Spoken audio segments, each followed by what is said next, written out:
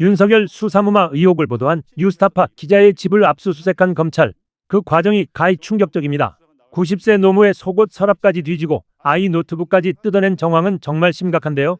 심지어 검찰의 녹취록 조작 의혹까지 터져나오고야 말았습니다. 이 기가 막힌 상황을 이어지는 영상에서 함께 하시죠.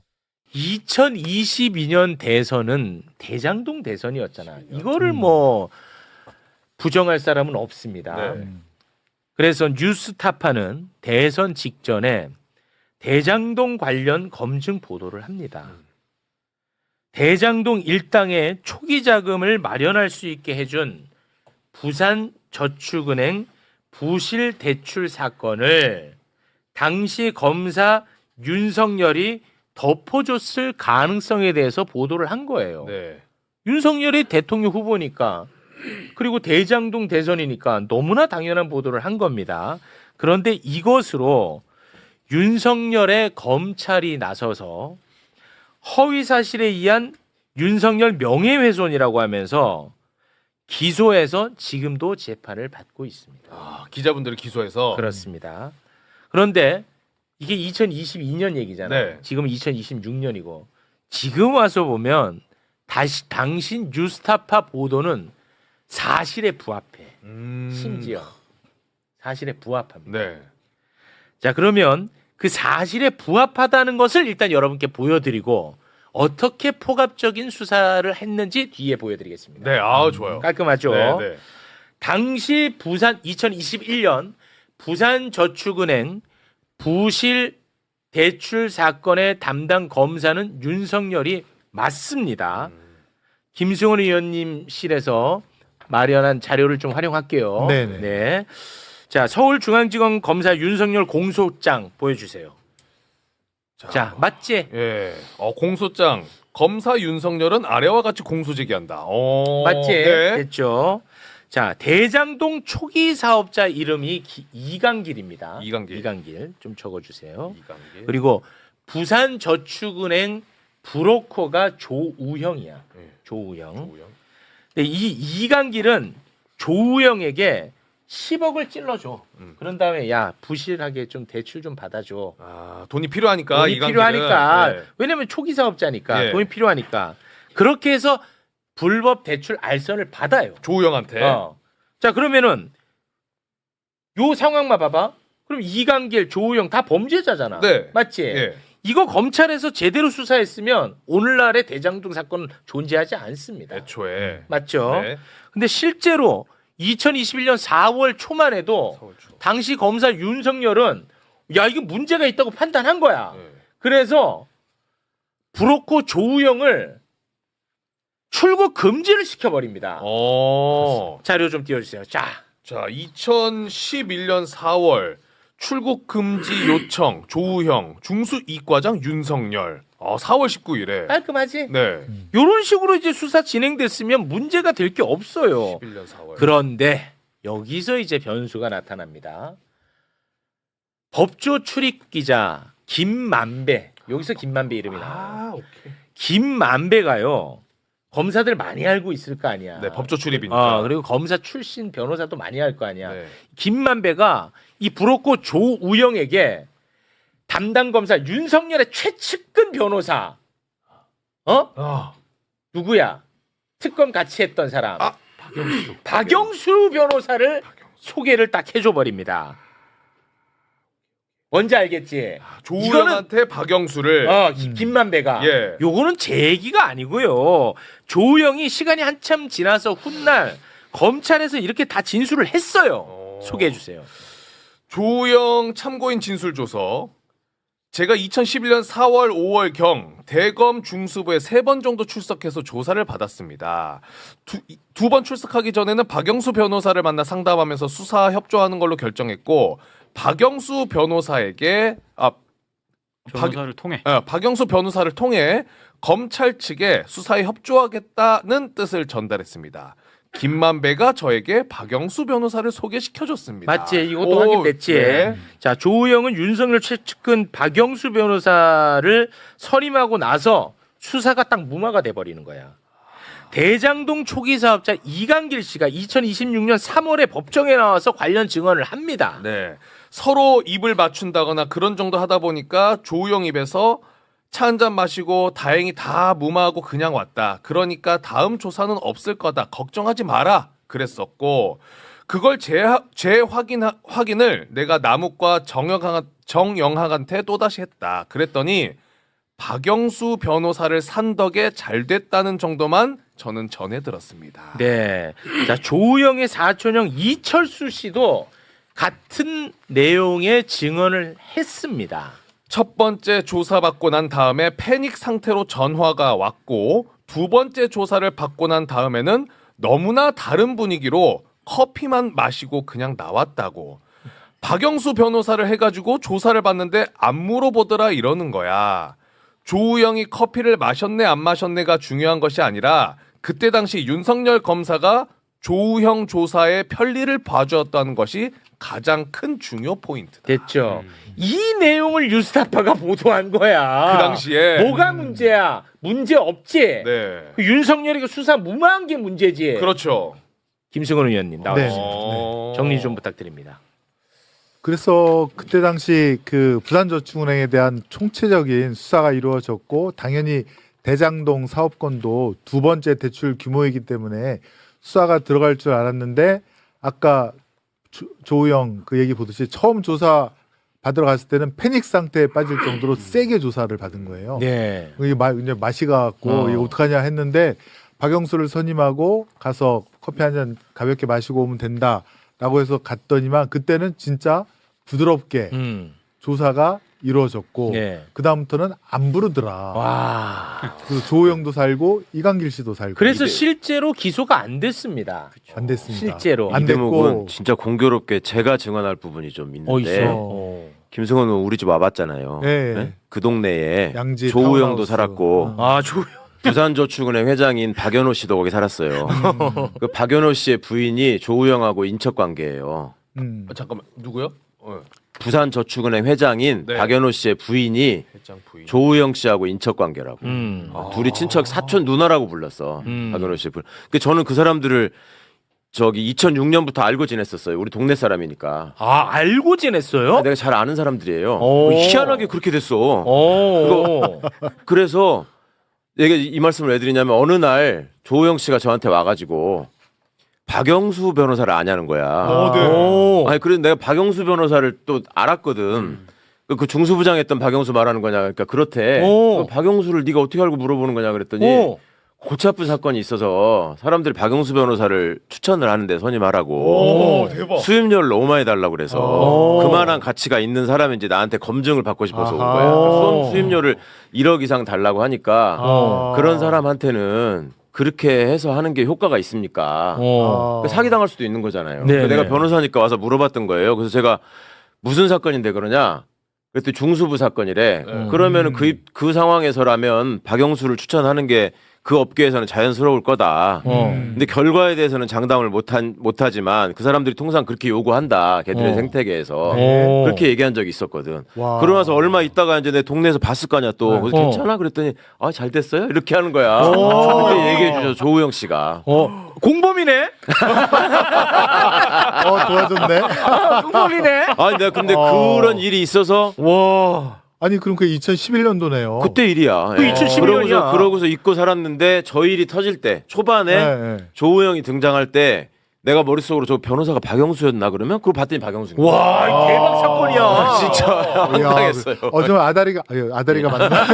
아니, 근데 아기가 정말 맞아. 조우영 씨가 박영수한테 1억 6천을 줬습니다. 1억 6천. 와. 네. 착수금 5천, 성공보수금 뭐 1억 천에서 사실은 엄청 싸게 먹힌 겁니다. 억대를 달라고 했던 말이랑도 네. 아다리가 그렇지. 맞네요. 네. 와, 이 말이 되는 나라냐는 거야. 야. 아니, 이거 윤석열이가 그래서 이놈들 풀어주는 바람에 대장동 일당이 활개를 칠 수 있었던 건데 이거를 보도를 한 거야 그냥 이분은. 뭐가 문제야 뭐가. 그러네. 최후에 한 가지만 네. 더. 그 이강길 조우영이 어쨌건 부산저축은행 대출을 받아서 그 대장동 땅에다가 묻어둔 거 아닙니까? 계약금이니 뭐니 해서 네. 그 돈이 사실 부산저축은행 피해자들 돈이거든요. 맞아요. 그게 제대로 수사를 했으면 그게 회수가 돼서 맞아요. 그 피해자들한테 갔을 텐데 네. 그걸 안 해갖고 지금 그들이 누린 이익이라든가 또 부산저축은행 살리느냐고 들어간 혈세가 어제 봉지욱 기자께서 얘기했지만 5천억입니다. 5천억. 와. 윤석열이가 대장동 부실대출, 불법대출 묻어둠으로써 와. 거기에 추가 투입된 그렇죠. 혈세가 뭐 총 5천억이에요. 그러니까 저게 정말 어마어마한 나쁜 짓을 한 그 겁니다. 조우영이 대장동 말하자면 그 천화동인의 주주냐 아니냐 이것도 쟁점이잖아요. 육호, 네, 예, 육호. 6호에. 네. 그것도 저는 확실하다고 생각하는 게 우리 동네 그 개발업자가 조우영이었거든. 그래서 거기 살았던 화이트하우스 거거든요. 거기. 예. 근데 그거 하고서 그 다음에 이제 무슨 프로젝트 하냐 너네 그랬더니 대장동을 할 거라고 그랬었어요 나한테. 그래서 무슨 돈으로 하냐고 그랬더니 아니 부산저축은행 자금이 있으니까 그걸로 저희는 하면 돼요 이러는 거였어. 와. 근데 대장동이라는 이름을 내가 그때 처음 들어본 거예요. 그래서 대장동이 어디냐? 그때 성남에 있대 대장동이. 성남에 대장동이라는 데가 있으면 그럼 뭐 소장동도 있냐? 내가 그렇게 물어본 기억이 있거든. 그랬더니 기억이 있나 보네. 그 그린벨트 지역이 거기가 풀려가지고 거기 대장동이 되게 좋은 데가 있어서 와. 그때 무슨 저기 신세계 저기 회장 정용진 씨도 뭐 거기다가 집을 짓고 뭐 그렇게 앞으로 뜨는 동네라고 그러더라고. 그 제가 그때 태어나서 대장동이라는 이름 처음 들었거든. 와. 그 나중에 이렇게 연결이 되는 거야.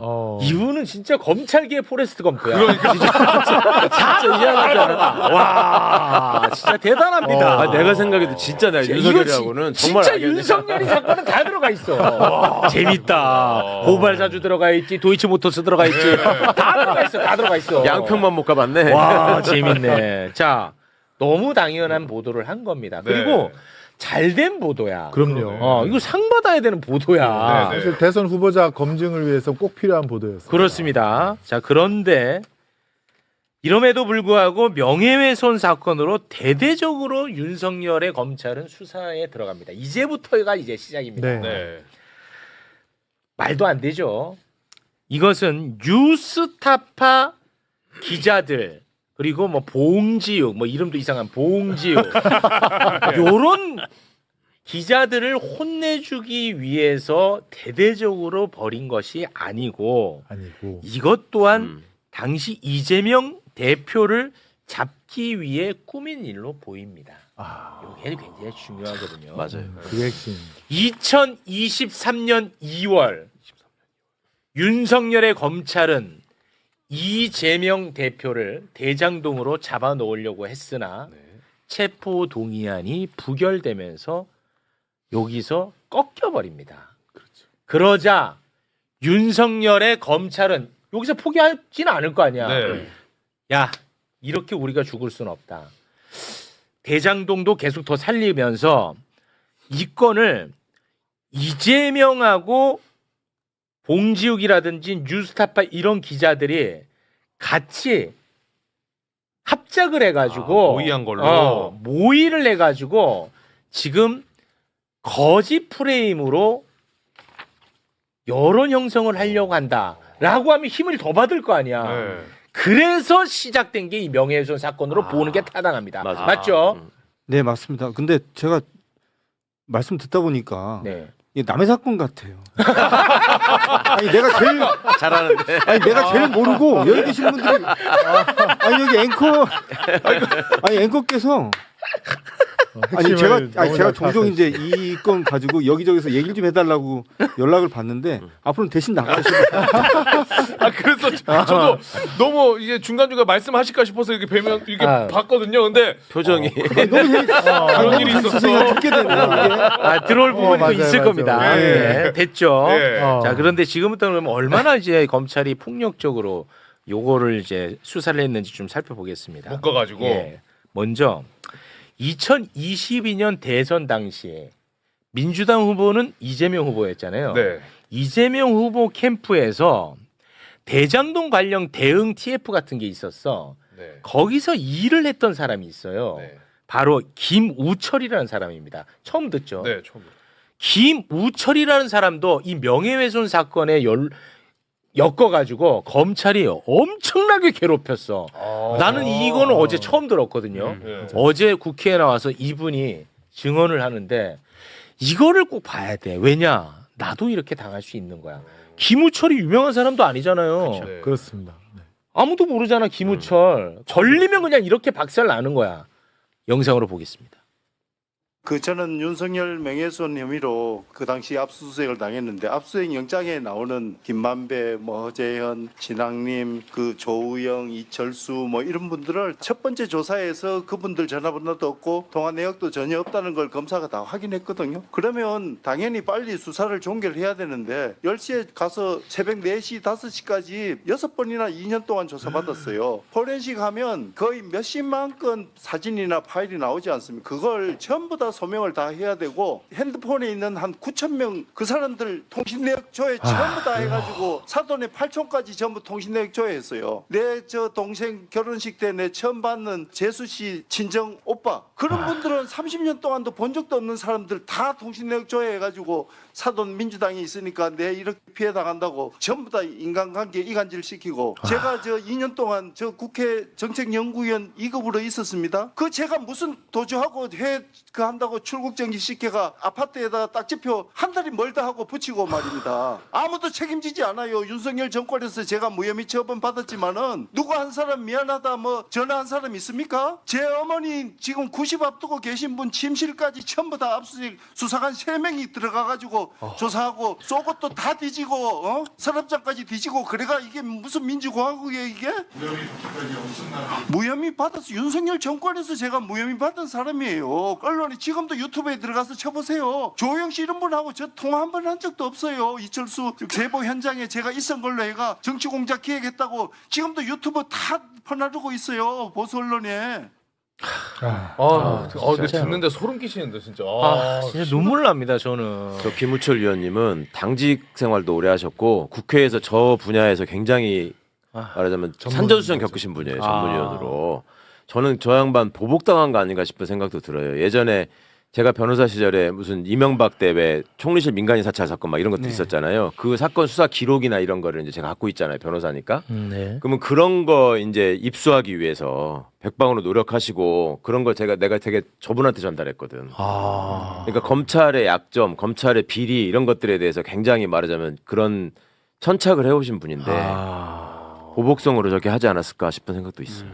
아마 저도 이제 저분을 알고 지낸 20년이 넘었는데 저분이 사실은 민주당 내에서 굉장히 중요한 국회의원 한 번도 해보신 적이 없고 당직자로만 일을 하셨지만 민주당과 관련된 주요한 사건 때마다 자료를 정리하고 뭔가 분석을 하고 이런 걸로는 아마 민주당에서 탈주종을 부려하는 분일 거예요. 제 말이 맞잖아요. 그래서 그동안 검찰하고 특히나 부딪힐 일이 굉장히 많았었고 아마 이분과 관련된 작은 단서라도 있다는 걸 확인한 뒤에 검찰이 매우 아마 흥분하고 좋아했을 걸로 저는 추정이 되고 드디어 잡을 수 있다. 네, 드디어 잡을 수 있다. 왜냐하면 지난 20몇 년 동안 민주당에서 굉장히 중요한 역할을 했는데도 불구하고 털끝 하나 못 건드렸던 분이었거든요. 그래요. 근데 이제 저런 일을 당하신 거죠. 저는 이거 어제 그 자리 아니었으면 또 아예 모르고 그냥. 맞아요. 그러니까 김우철 어떻게 보면 이제 전문위원에게 검사들이 이재명, 송영길과의 연결고리를 찾으려고 그렇게 이것저것 다 두시고 또 수사할 때도 계속 이재명, 송영길 불어라. 다 연결된 거 아니냐 이런 식으로 압박을 가하고 있고요. 그러니까 2년 동안 풀어주질 않은 거죠. 네. 계속 출국 금지 시켜놓고. 저분처럼 봉지욱 기자, 한상진 기자도 어떻게 당했는지 어제 국회에 나와서 증언을 했는데 이게 굉장히 긴데 이게 좀 많이 줄였어요. 보니까 내가 저런 거 당하면 참 진짜 너무 고통스럽겠다는 생각이 들더라고요. 함께 보시죠.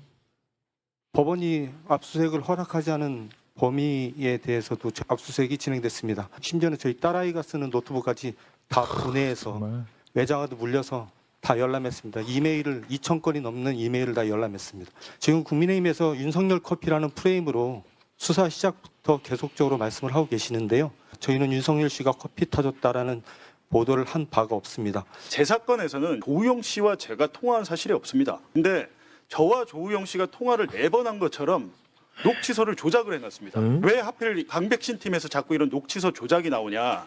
이 부분에 대해서 저는 반드시 이제 수사를 해봐야 된다고 생각을 하고요. 강일민 검사가 당시 강백신 밑에서 저희에 대한 이제 압수수색을 제 휴대전화 3대를 집에서 이제 가져갔다가 4개월 후에 제 휴대전화를 돌려주면서 제 휴대전화에 있는 전자정보 삭제 폐기 확인서를 주게 돼 있습니다.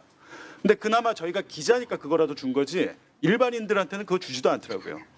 근데 제 휴대전화를 돌려주고 당신 휴대전화 정보를 모두 다 지웠어라고 하면서 동시에 제 휴대전화 3대 중 1대에 대한 전체 전자정보를 압수해 갔습니다. 영장 없이.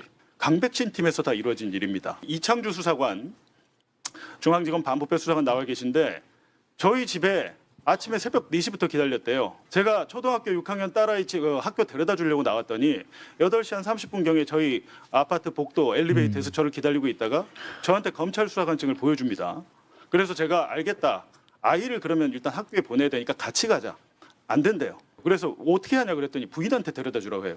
그래서 집을 문을 열고 현관문을 들어가서 부인한테 애를 좀 데려다 줘라. 지금 압수수색이 들어왔다라고 얘기를 했는데 그거를 말을 못하게 합니다. 들어가서. 그래서 제가 영장이 있냐 그랬더니 영장이 없대요. 영장이 없이 저희 집 문을 개폐해서 못 닫게 강제로 잡고 결국에 저희 애는 걸어갔죠. 학교를 늦었겠죠. 제가 수사관과 신랑이 한 모든 모습을 저희 초등학교 6학년 딸이 다 지켜봤죠. 이재명을 잡기 위해서 한 수사인데 제 영장에 민주당에서 김병욱 의원이 저한테 뭐 자료를 줬다 그러고 제가 뭐 허재한 기자한테 자료를 줬다 그러고 지금 강백신 검사 뭐라고 합니까? 법원에서 영장 발부한 겁니다. 이렇게 얘기하잖아요. 그 영장 발부 사유가 다 거짓말이에요. 맞아요. 진짜. 자, 요거는 좀 의원님이 좀 부연을 해주셔야 될 것 같아요. 그 봉지욱 기자는 뭐 불법 압수수색처럼 이야기를 했고요. 네. 그리고 녹취서를 조작했다 이렇게 표현을 했는데 요거 좀 부연해 주시죠. 첫 번째는 영장이 없는 상태에서 집안을 강제로 쳐들어갔다는 거죠. 네. 그러니까 아이 학교 딸아이 데려다 준 것 때문에 와이프랑 얘기하려고 문을 여는 순간 네. 탁 하고 잡아갖고 문을 못 닫게끔 영장 그다음에 없이. 영장 없이 검찰 수사관이 들어갔다는 거고요.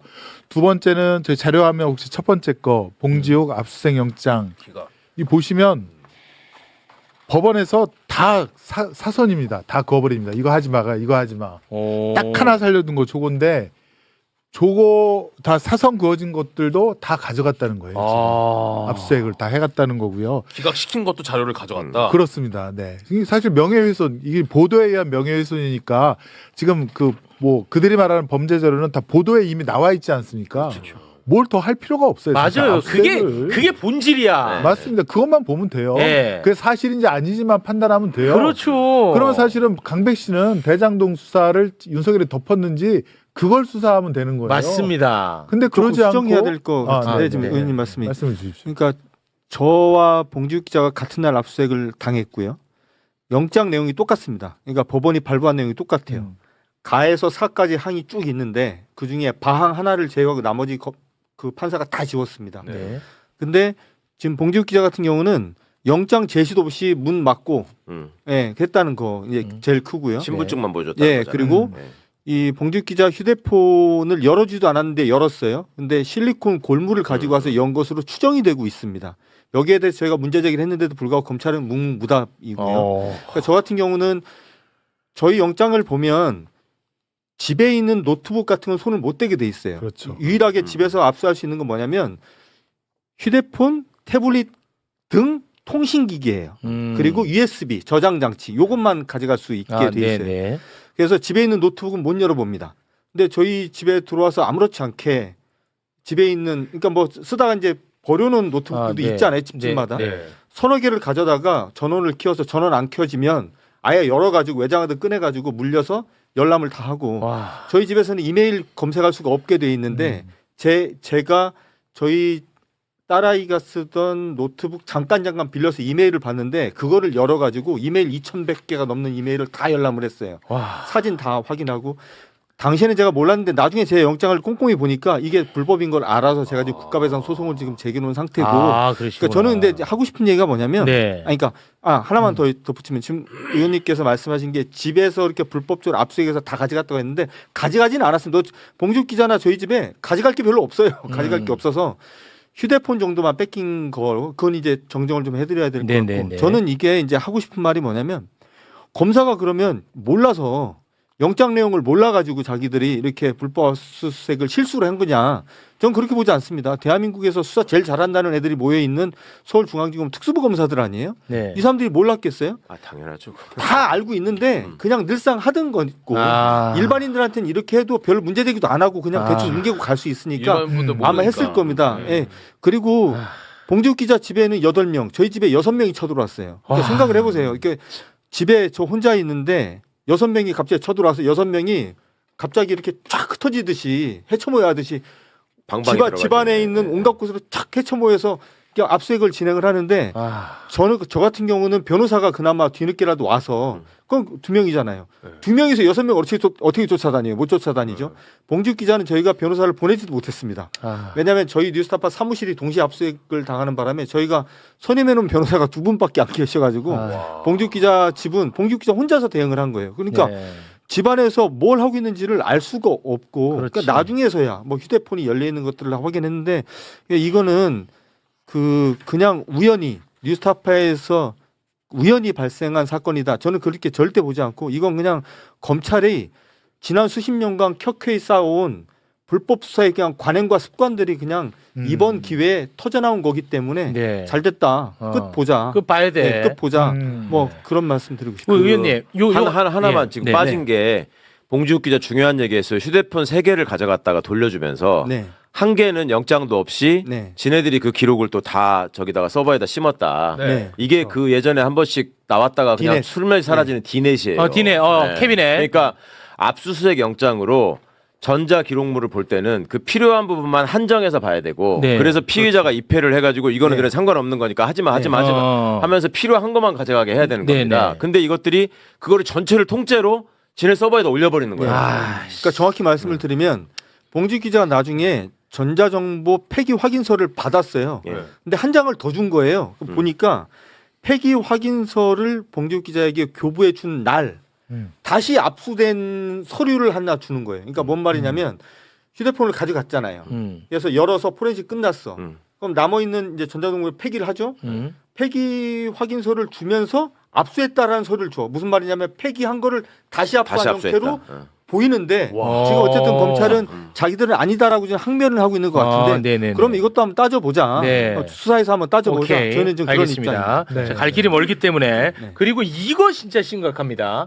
봉지욱은 조우영이랑 통화를 한 적이 없는데 통화를 한 것처럼 조작을 했다. 이건 이건 심각하잖아.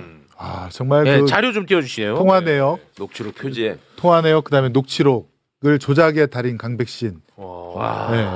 그 재창이 형을 실장님을 재창이 형으로 바꾸듯이 이건 아예 봉지욱 기자의 그 목소리가 아닌데 그 통화 내역이 아닌데 봉지욱인 것처럼 해서 표지를 법원에 올리고 그다음에 봉지욱이 조우영과 통화한 내역이 있음에도 뭐 이런 보도를 했다. 그래서 허위다. 이걸로 압수수색 영장을 밟아서 그냥 다 미친 거 아니야 자료를 이거? 가져가고 그다음에 사실은 이게 무서운 게 이런 거 가져가면 이게 또 별건 수사에 또 시발이 됩니다. 맞아요. 송영길 대표도 그렇게 됐잖아요. 맞아요. 그러니까 이런 것들을 다 조작에 의해서 하는데 유독 강백신에 의해서만 강백신 그 팀에서만 너무 자주 습관처럼 강백신이 설명이 가관이에요. 저거만 나오면 속기록은 제가 만든 게 아니라 맞아요. 꼭 그렇게 하고 진짜 나쁜 사람이야. 그러니까 의원이 그렇게 물어봤잖아. 이게 4개가 속기록이 있는데 속기사가 다르다. 근데 어떻게 전부 다 이거를 봉지욱이 통화한 걸로 다 헷갈릴 수가 있냐? 이게 말이 안 되지 않냐? 이렇게 하시는데 어떻게 해 이놈? 아니 그러니까 저거는 저런 애들은 저런 거를 통해서 출세를 한다니까. 그리고 지들끼리 저걸 특수수사 기법이라 그래. 그리고 전수를 해. 이렇게 하는 거다. 압수수색은 가서 이렇게 영장이 이건 그냥 다 해. 그리고 뭐 저기 얘기하면은 그냥 다 필요하다고 해. 뭐 휴대전화 있으면 이것도 노트북도 통신이 가능하니까 그냥 통신기기라고 해. 이런 식으로 가르치는 거야. 근데 저 관련돼서 저도 한 말씀 드리면 미치겠어. 저건 역시 실수냐? 지금 어제 국정조사 청문회에서 강백신 씨는 나와서 마치 자기들이 사소한 실수를 했고 교정했다라는 식으로 얘기를 하는데 저게 실수일 수가 있나요? 그러니까 예를 들면 자기들이 속기록을 만들었다 쳐. 그 뭐 잘못 만들어져 있다 쳐. 그럼 그거 안 들어보고 압수수색 영장 냅니까? 그렇지 않잖아요. 다 들어볼 거 아닙니까? 부실수사의 증거지 안 들었으면. 자기들은 그럼 속기록이 잘못돼 있다라는 거를 알고서도 냈다고 넉넉히 추정이 돼요. 근데 그냥 뭉개고 막 그냥 한 거예요, 또 저렇게. 그리고 나서 저게 문제가 되면 속기는 내가 안 했다고 얘기를 하는데 그러면 속기사를 검사시키든지 그죠? 검사들이 늘상 그러잖아요. 자기들이 인권의 수호자이기 때문에 경찰이 하는 수사, 뭐 하는 수사 자기들이 다 통제해야 되고 그래야지 인권이 수호가 된다고 얘기를 하잖아요. 맞습니다. 근데 이럴 때 이런 일이 벌어졌을 때는 늘상 하는 말이 뭐냐면 자기들이 안 했어. 이건 단순한 실수야. 그럼 그럴 거면 속기사들 데려다가 검사 주고 자기가 속기 하든가 그럼. 맞습니다. 그렇게 해야 된다고 저는 봅니다. 제가 근데 굉장히 원론적인 질문 하나 우리 법조인 분 계시니까 여쭤볼게요. 이게 살인 사건이 아니고 명예훼손 사건이에요. 네. 살인 사건 아니다. 너 헷갈리지 마라. 마약 사건 아니야. 예. 뉴스타파는 영상 하나야. 그렇지. 그것만 보면 되잖아. 그렇죠. 아니 명예훼손 사건을 이렇게까지 대대적으로 투입해가지고 막 압수수색하고 뭐 이거 자체가 너무 이런 경우가 있어요? 이런 경우는 거의 없고요. 지들이 생각할 때 이게 시체말로 자기들끼리 용어로 지들끼리 돈 되는 사건. 응? 그러니까 이거 했을 때 위에서 알아주고 출세하는 데 도움이 되는 사건에만 합니다. 근데 이거를 일종의 뭐냐면 이렇게 무력 시위를 통한 사전 제압 수단으로 쓰는 거예요. 네. 상관없는 거를 압수수색 영장은 대충 넣어도 법원이 발부해 준다는 걸 다 알고 있기 때문에 이런 것도 쟤네들 전수되는 수법이에요. 그렇게 압수수색 영장을 발부받아서 압수수색을 했다 그러면 별거 아닌 것도 일반인들이 볼 때는 황상진 기자가 그냥 기자인 줄 알았더니 나쁜 사람이었구나 이런 인식을 심어주고 네. 그다음에 압수수색을 하게 되면 그걸 가지고 또 기사를 막 또 만들어낼 수 있습니다. 예. 예. 그렇게 해가지고 사전에 사람을 그냥 이상한 사람 만들어버리는 수법으로 지들이 타겟팅한 거에 대해서는 늘 해왔던 수법이죠. 요 점은 꼭 말씀드리고 싶은데요. 이게 지금 2022년 3월 보도거든요. 대선 관련해서 맞습니다. 후보자 검증을 위한 보도인데 이 수사가 2023년 9월에 시작되는 거니까 맞아요. 1년 6개월에. 1년 6개월이죠. 그러니까 제가 이게 진행되는 걸 보고 이거 한참 지났는데 이걸 왜 하지? 그래서 처음에는 대장동 건이 사실 윤석열이 그 수사 덮은 거 아닙니까? 네. 윤석열이 그때 특수직무유기라고 해서 징역 1년 이상 되는 그런 죄를 저지른 거거든요. 중죄죠, 중죄. 예, 그래서 이거를 덮으려고 하나라고 저는 처음에 생각을 했어요. 네네. 근데 나중에 보니까 9월 14일 그 한상윤 봉지욱 기자 압수수색하고 18일 날 우리 이재명 당대표에 대한 체포 동의안을 제출한 거예요. 영장을 지금 청구한 거예요. 그래서 이게 이재명 대표가 목적이었구나. 그래서 그걸 역산해서 돌려보니까 8월 28일 날 검찰에서 대북 송금 사건 수사를 빌미로 이재명 대표를 나오라고 합니다. 수사받으라고. 8월에. 아까 최호 앵커께서 말한 그 2월 달에 대장동 건으로 실패했잖아. 한 거 실패하니까 네. 대북 송금으로 이번 나와라. 그렇죠. 그러면서 이 9월 2일부터 조선일보가 이 대장동 건을 보도하면서 바로 대통령실에서 이게 뭐죠? 대선 공작 게이트라는 표현을 쓰면서 맞아. 딱 하명을 하고 9월 7일 날 강백신 검찰 수사팀이 꾸려지고 그다음에 바로 이 기자님들에 대한 압수수색 들어가고 그다음에 우리 이재명 대표에 대한 영장 청구되고 네. 이재명을 잡기 위한 그런 수순이었구나. 빌드업으로 보인다는 겁니다. 네. 그러니까 저는 이제 이 사건 저희 사건 관련돼서 제일 안 잊혀지는 장면 중에 하나가 2023년 9월 1일 이 사건이 이제 공개적으로 시작이 되는데요. 네. 그날이 금요일입니다. 9월 4일 월요일 날 아침에 눈을 떠서 조선일보 일면을 딱 봤는데 거기에 공작 이제 허위 보도 저기 대선 공작 게이트. 대선 공작 게이트를 하나의 그 기사만 보면 앞으로 한 1년 동안 진행되는 검찰 수사에 청사진이 그려져 있는 기사였어요. 제가 이 기사를 딱 보고 난 다음에 우리 사건이 어디로 가겠구나라는 걸 제가 알게 됐었던 그 장면이 기억이 나고 두 번째는 조선일보. 저희가 2024년 7월 8일 날 기소가 됐고 며칠 있다가 이제 공소장을 받았는데 제가 이제 워낙 큰 사건이 시작이 됐으니까 저희 직원들 모여서 이제 공소장 같이 막 볼 거 아니에요. 네. 제가 공소장을 보다가 제 옆에 있는 후배한테 제일 첫 번째 했었던 말이 전 지금도 기억나요. 야, 우리 얘기는 어디 있어? 이 얘기였어요. 공소장을 읽는데 아무리 읽어도 뉴스타파 얘기가 없어요. 처음에 시작할 때부터 야 이재명. 그 주로 보면 처음에 시작할 때 두 번째 장인가 세 번째 장부터 이재명의 공산당 프레임부터 나오기 시작해요. 공소장에. 네, 그러면서 중간중간에 뭐 어떻게 되냐면 아무 증거가 없는데 그 이재명 그리고 민주당과 뉴스타파가 작당 모의한 뭐 이런 식의 그림이 쭉 그려져 있으면서 거기에 이래 보인다 저래 보인다라고 계속 구성이 돼 있어요. 그러다가 한참 한 30페이지 가까이 넘어가니까 드디어 뉴스타파 얘기가 나와. 그래서 이제 제가 그랬어요. 야, 우리 얘기 나온다 이제. 이게 저도 이제 기자 생활하면서 수많은 공소장 뭐 사건 기록 봤지만 저 이런 공소장 처음 봤어요. 그래서 약간 비현실적이라고 느꼈어요. 그러니까 제가 이제 어제도 청문회에서 사실 하루 종일 진행되는 청문회에 좀 지루하잖아요. 그래서 뒤에 앉아서 참고인석에 앉아서 한참 이것저것 생각을 하다가 그런 생각이 갑자기 떠올라서 제가 이제 그 발언 기회가 생겨서 김성현 의원께서 발언 기회를 주셔서 제가 그런 말을 했는데 생각해 보니까 과거 군사 독재 정권들은 자기가 도움을 받겠다. 자기가 공격당하지 않겠다라는 목적으로 언론을 탄압했어요. 그죠? 자기를 위해서 언론을 직접적으로 탄압을 합니다. 근데 가만 생각을 해보니까 윤석열이는 자기 정적을 제거하기 위해서 언론 탄압을 수단으로 쓴 거예요.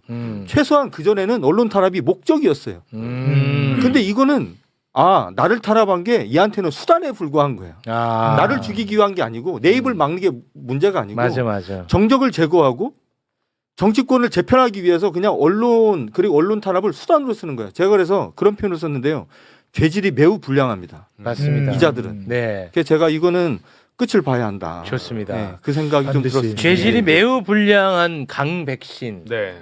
그런데 어제 나와가지고 본인은 잘못한 게 하나도 없습니다. 이 관련 지금 저희가 들은 요 내용 관련해서 예, 아주 짧게만 저희가 준비를 했는데 그래서 뭘 이 사람을 뭐 고쳐 쓴다든지 뭐 사과를 요구한다든지 이런 거는 진짜 사치다잉. 있을 수 없는 일이고 강백신이 잠깐 보겠습니다. 윤석열의 심기 경호를 위해서 검찰 조직이 흥신소로 전락했어. 윤석열의 하청업체로 전락한 겁니다. 왜 이런 수사를 했습니까? 전혀 그렇지 않습니다. 증인의 영달을 위해서 저는 대통령의 심기 경호를 위해서 충실하게 하였을 뿐입니다. 검찰 조직을 상납한 겁니다. 윤석열 이거 창피하지 않아요?